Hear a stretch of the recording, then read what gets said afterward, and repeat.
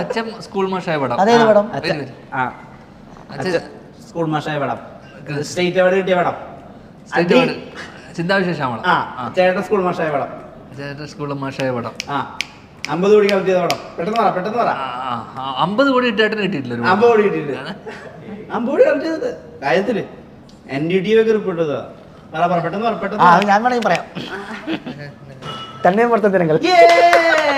School മാഷല്ലേ? ഓ, ഞാൻ ആ പടം കണ്ടിട്ടില്ല. തെറ്റാണ് ഒരു പടം കണ്ടത്. സത്യമായിട്ട് കണ്ടില്ലേ? നല്ല പടമല്ലേ? ഇല്ലെന്ന് പറയല്ലേ. ഉണ്ട്. അതെ, ഒരുപാട് വർഷം മുമ്പ് ഇറങ്ങിയല്ലേ? ഉറപ്പായിട്ടും തന്നെ.